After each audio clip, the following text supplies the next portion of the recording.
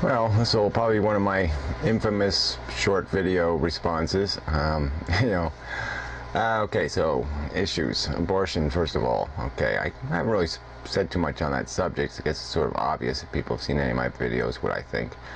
Yeah, it's choice, matter of choice. I don't think that morality enters into the question. I almost don't like that whole context of, you know, what you said. You know, we agree on most things, so it's, you know, not a big deal, this little disagreement. We arrive at the same place for different reasons, and that's no big deal. But yeah, morality is essentially a description of truth, and truth should change contextually, circumstantially, but it shouldn't change itself. I mean, it certainly has to accommodate the range of circumstances, but it itself should have integrity. It shouldn't be something that, oh yeah, well, we'll change morality in a week or two. It's no big deal. And like I said, I don't even like the word morality anyway. It's just, there's ethics, and that's, you know, as far as I go. Morality just sounds way too much like dogma. You know, pronouncement from above, not something grown out of facts and reality from the earth up. So anyway, abortion. Yeah, well, I mean, the obvious is the obvious. I mean, I've sort of said this in other videos, but yeah, I mean, we're suckers for the appearance of a reality. Okay, I mean, the cute kitten, the puppy, even the stuffed animal. I've made this analogy. I mean, it's hard to throw one out. It's hard to, little eyes look at you, and it's, you know, it means something. That's all a baby really is. It's this. It looks like something, but what's happening inside the brain is nothing. I mean, we even know it from our own experience. Most people aren't conscious until, you know, it takes a while even to acquire a consciousness. Because the brain is still forming. We don't hatch ready to run into the world like some other animals. We are born prematurely, essentially, and it takes a while for us to finish developing into something. And when you consider just the raw consciousness of the organism, even at birth, it's less than the consciousness of the animals we're throwing in cages and tormenting and horrifying and then destroying and killing and maiming and ripping to pieces and doing all kinds of evil to, and injecting them with cancer and doing all kinds of other crap to them. So I guess as a matter of priority, I just see it be silly to concern ourselves with this barely conscious organism when there are fully conscious organisms that we're abusing. And if we ever get to some perfect world, yeah, well, I mean, why even go there? I mean, yeah, let's avoid it if possible. Why even create a circumstance where we have to interrupt this development at any stage? But let's be realistic. I mean, it's, you know, we're shooting harpoons into, you know, things that are more credible as a thinking and feeling organism than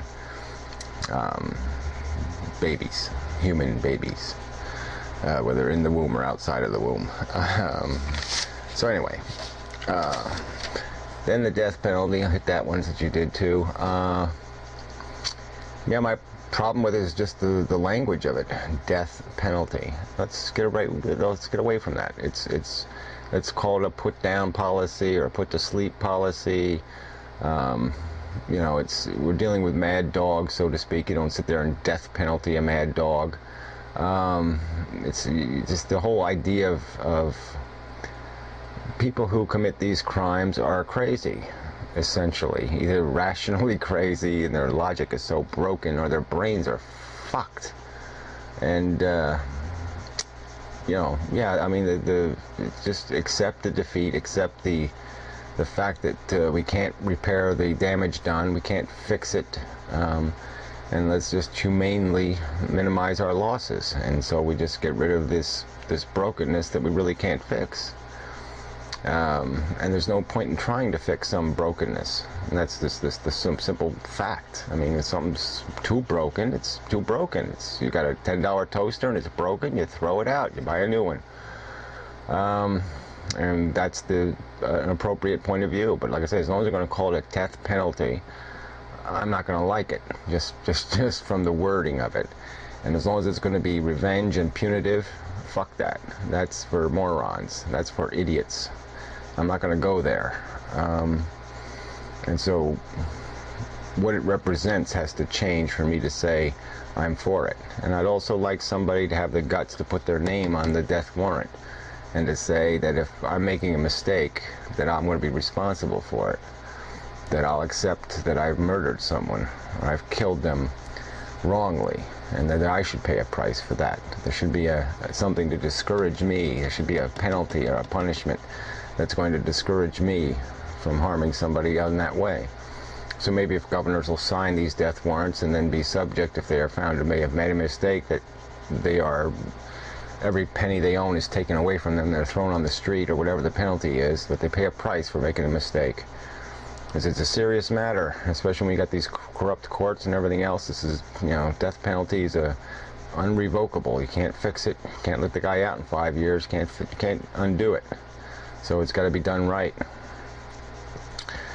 Okay, and then beyond that, the big question you threw out there was, I want to phrase it right, what is it that creates the need in us to survive, the want to survive?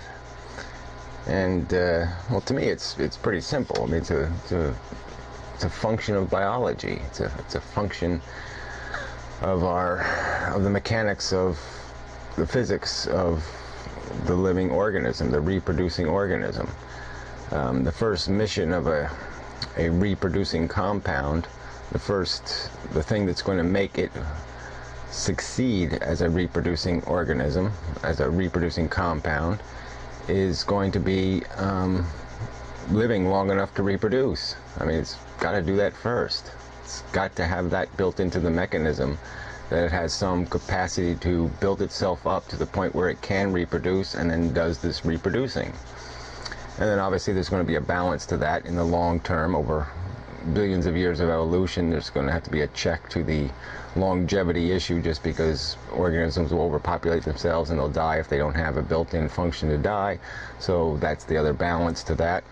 But the basic drive to consume, build yourself up, and then reproduce, it's the theme within nature. It's all over the place. The caterpillar eats. The butterfly flies around, fucks around for a month, and that's the story. The cicada spends 17 years in the ground eating roots, and then he pops out and for a month fucks around and reproduces, and that's the end. That's really the game. The game is just duplicate yourself, recreate yourself, but you have to build yourself first. That's the complexity of life has become, as it becomes more complex and more sophisticated, based on a simple natural selection rule. And nothing's trying to survive out there. No animal is out there saying, I've got to survive. I want to survive. I'm afraid to die. They have no conception of their mortality, of death, of striving to remain here another day. All they care about is their comfort. They are built to satisfy the needs of survival, and that's what they do. They feed the belly, they feed the engine, build the engine up, and do the reproducing thing, and that's the game. That's the life game. And so we've become literate enough to understand that the end result is survival, that there is this thing called death. We understand that it's what it is now. We don't think you're just going to sleep forever or some other bullshit, as our ancestors must have. It must have been a horribly confusing time when man was smart enough to start asking these questions. But, the answer is obvious, really. In a sense, most of us aren't trying to survive. We're still just doing the fill the belly thing. We're satisfy the hunger, satisfy the horny, satisfy the need. And the end result is survival. And we also have this psychology, this complex psychology, and so we've been taught to fear death, and we're afraid, and we have obviously an understanding of what death requires, which is the decomposition, the destruction of our physical body, and that scares us naturally and sensibly, logically, and we move forward because we're hungry, and that's why we do it. And the hunger is just a natural function. It's built into the system. You can't build a reproducing device that isn't going to inherently inherently have that built into its structure. It's just the first thing natural selection is going to impose.